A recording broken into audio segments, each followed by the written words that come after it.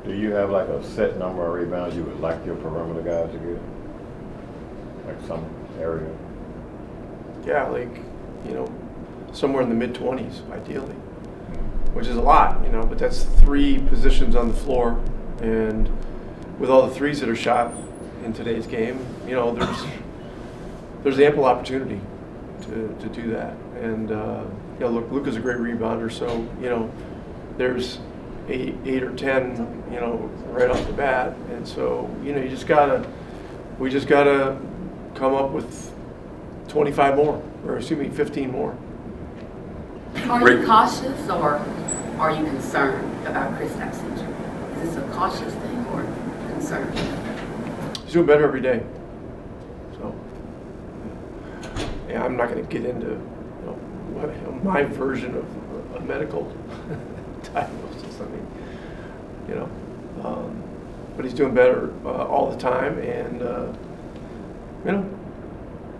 we'll see exactly when he'll be back. But his activity's increasing every day, and so we'll hope for the best. I should have clarified yesterday too. Is he out tonight because of the knee or because he was sick yesterday? Because of the knee. What are some of the things that stood out to you from Tim's first game back the other night? Well, the way he jumped into the game and had a big first quarter was a huge lift for us. That's one thing. And he brings an attitude to the game that really, we really miss when he's not out there. There's an intensity. There's a real, team sort of nastiness that he's about. And the other night he was great. He really, and just you play in any team in this league, you need competitive edginess. But especially against Chicago, the way they keep coming at you, so hopefully tonight we can bring his minutes up a little bit, but we definitely need him.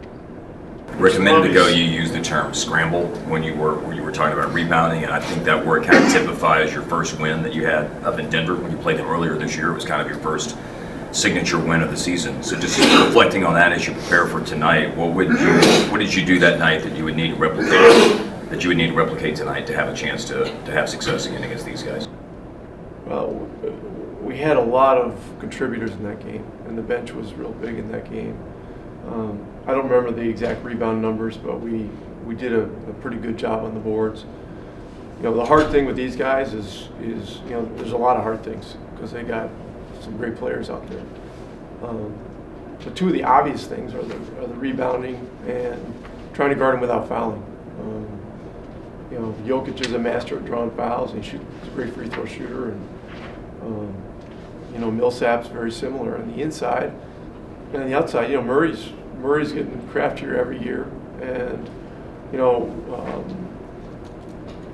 Barton's out tonight, so he's not in the game, but he's another guy that's gotten better and better. And their bench guys they're aggressive and they take it at you, and if you're not moving your feet, you're going to put them on the free throw line, and we got to avoid that. There's obvious physical differences, but how much do Luka and Jokic kind of attack the game the same way, if you will? Well, yeah, I mean, both of them have, I think, a very good all-around understanding of offensive basketball.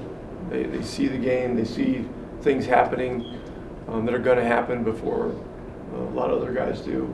That's one thing that I think separates them. But it's an interesting comparison because one guy is a point guard, and one guy's a center.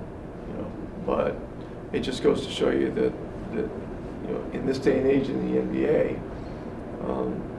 playmakers at the center position are becoming more and more a reality. And as far as point guards go, point guards that are 6', 7.5", and built the way Luka's built, I mean, they're in the realm as well. Rick, last time Seth was here, you were working him in a lot as a point guard as well. This time around, with Luka being the the offense running through him, how has it taken time to kind of make sure that skill set is utilized as well? Well, we do a lot of playmaking stuff for him at the 2 spot, and he does a good job with it. Whatever it was, 2 years ago or 3 years ago, I guess it was 3 years ago, we were real depleted, I think, at the end of the year, and it was something to look at to get a gauge on to see if he could do it, and the answer was that he could do it. It was pretty clear that he could do it. He started a lot of games at the end of the year. So, and Seth each year has become a better and better all-around basketball player. Everything from playmaking to shot making, driving, creating, and defense. Coach, with Luka and Jokic being the 2 superstars that we're getting ready to see, can you just talk about the elevation of the European game? No, this is nothing new. There's the European players, and I should say the international players, have been a huge part of the development of the NBA game, and all those kinds of things. And tonight, the interesting thing about these guys is that they're both great players, but they both very much engage their teammates as well, and that's pretty cool. Okay. Hey there, NBA fans. For exclusive NBA content, subscribe to Fanatics View YouTube down below.